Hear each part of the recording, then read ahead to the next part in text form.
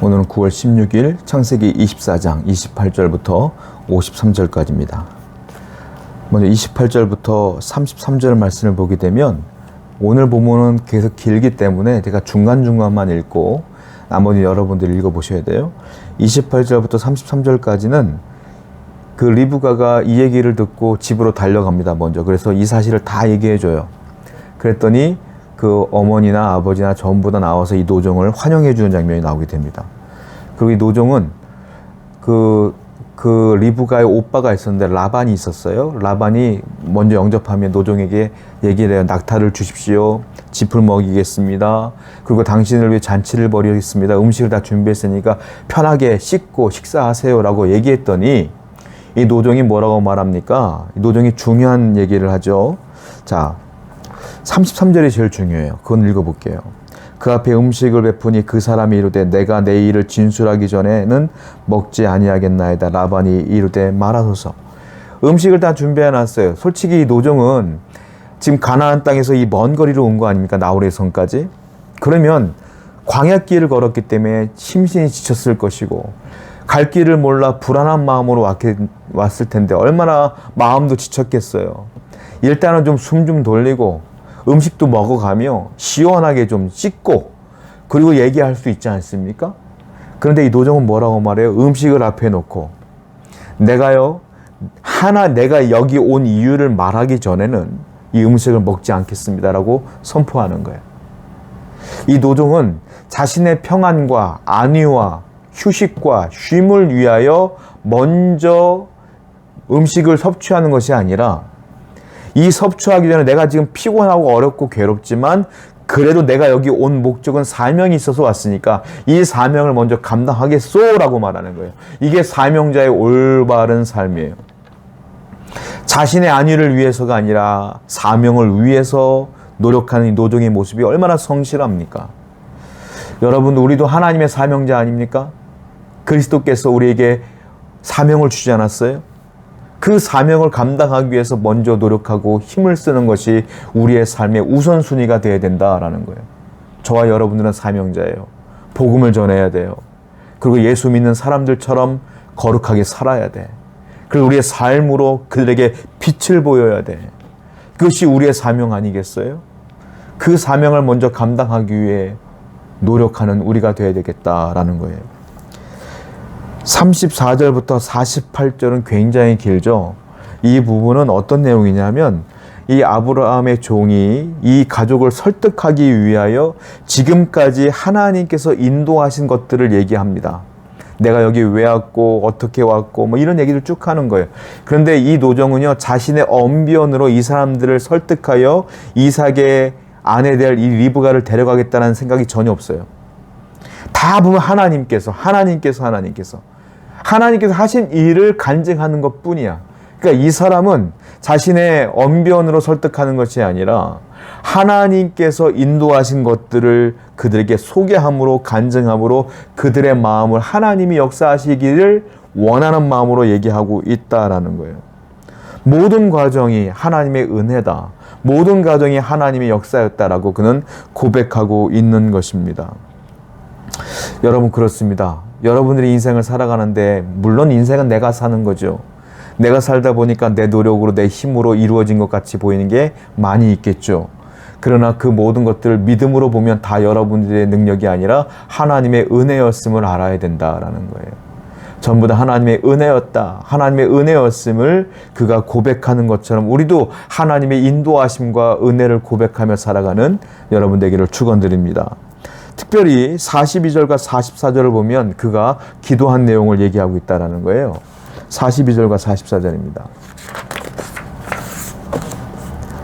내가 오늘 우물에 이르러 말하기를 내 주인 아브라함의 하나님 여호와여, 만일 내가 행하는 길에 형통함을 주실진데 내가 이 우물 곁에 서 있다가 젊은 여자가 물을 기르러 오거든 내가 그에게 청하기를 너는 물동이의 물을 내게 조금 마시게 하라 하여 그의 대답이 당신은 마시라 내가 또 당신의 낙타를 위하여도 같으리라 하면 그 여자는 여호와께서 내 주인의 아들을 위하여 정하여 주신 자가 되리라 하며, 이 노종은 특별히 우물가에서 기도했던 내용을 얘기해 주고 있어요. 그 기도했던 내용이 뭡니까? 하나님, 내가 목마르다 했을 때 내게 물을 주고 낙타에도 물을 주는 사람이 있으면 그 여자가 이삭의 아내감을 믿겠습니다 라고 했다는 거죠. 그런데 그때 누가 온 거예요? 리브가가 왔다. 리브가가 때마침 내게 물을 줬고 낙타에도 물을 줬다 라는 얘기를, 기도에 대한 얘기를 하는 거예요. 자, 저는 이런 생각을 해봐요. 이 얘기를 지금 리브가가 옆에 듣고 있지 않습니까? 리브가가 들었을 때 소름 돋았을 것 같아요. 나는 단지 친전을 베풀었을 뿐인데 그 모든 행동 하나하나가 하나님의 기도의 응답으로 나타났다니 너무 소름 돋았을 것 같지 않아요? 그 리브가는 확신했을 것 같아. 이건 정말로 하나님의 뜻이다. 나는 갈 수밖에 없다 라고 생각했을 것 같아. 여러분, 그래서요, 여러분들이 기도에 응답받은 것이 있으면 개인의 은혜로 치부하여 그냥 혼자 꾹 안고 가는 것이 아니라 정말로 은혜로운 기도에 응답받은 것이 있으면 다른 사람에게 선포하고 얘기해 주는 게 좋을 것 같아. 왜? 누군가는 그 기도의 응답을 받고 은혜를 받고 정말 하나님을 찬양할 수 있기 때문에 그렇습니다. 그러므로 여러분들이 받은 은혜를 선포하고 간증하며 살아가는 여러분들에게 축원드립니다. 49절입니다.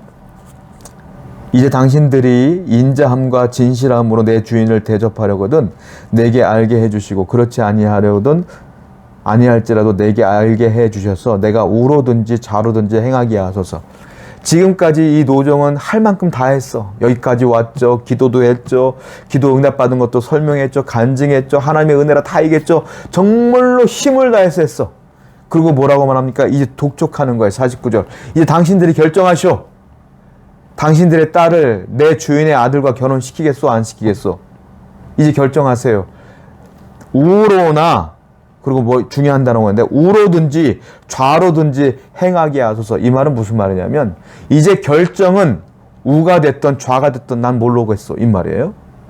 그냥 결혼이 되든 안 되든 난 모르겠다 이 말이야. 이 말은 무슨 말이냐, 포기가 아니라 이 결정은 하나님께 맡기겠습니다 라는 거예요. 여기까지 주님의 은혜로 왔으니 마지막 결정도 하나님께 맡기겠소 라는 노종의 표현입니다. 끝까지 하나님을 의지하는 놀라운 은혜의 발언들을 보게 돼요. 여러분, 처음에 하나님을 의지했다가 중간에 위기를 만나 내 맘대로 하면 하나님을 의지한 게 아니에요. 99% 하나님을 의지했다가 마지막에 내 뜻대로 하는 건 하나님을 의지한 거 아니에요. 이 사람처럼 처음부터 끝까지 하나님을 의지한 사람이 하나님을 믿은 사람이에요. 여러분도 끝까지 하나님을 의지하시기 바라요. 50절과 51절입니다. 라반과 부두엘이 대답하이로되 이 일이 여호와께로 말미암았으니 우리는 가부를 말할 수 없노라. 리브가가 당신 앞에 있으니 데리고 가서 여호와의 명령대로 그를 당신의 주인의 아들의 아내가 되게 하라.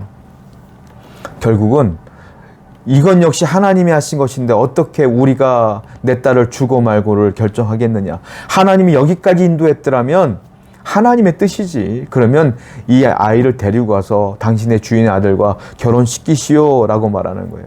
놀라운 건 이 리브가의 오빠도 리브가의 아버지도 하나님께 순종하더라.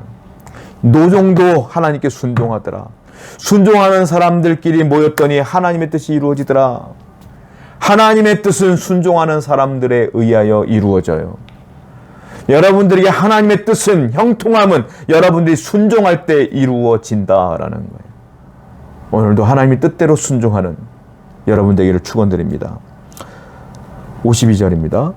아브라함의 종이 그들의 말을 듣고 땅에 엎드려 여호와께 절하고, 그들이 그렇게 말했더니 이 도종은 감격하여 그 자리에서 엎드려 하나님께 경배합니다. 하나님께 예배하는 모습을 보게 돼요. 저는 이 모습을 볼 때 이 노종이 정말로 얼마나 노력을 했고 열심히 했습니까? 자기가 했던, 내가 이만큼은 했어 라고 하는 자기에 대한 것들은 하나도 나오지 않아. 끝까지 하나님께 엎드려 경배하는 모습을 보면서 이게 사명자의 모습이 아닐까라는 생각을 해요. 하나님의 믿음의 사람은 이와 같이 끝까지 하나님께 영광 돌리는 삶을 살아야 된다. 모든 것이 은혜입니다 라는 고백으로 마치게 되는 거예요. 여러분, 모든 것이 하나님의 은혜임을 고백하는 여러분들에게 축원드립니다. 기도합시다. 하나님, 순종하게 하시고 하나님의 은혜에 감사하는 자가 되게 하여 주옵소서. 예수님의 이름으로 기도드렸습니다. 아멘.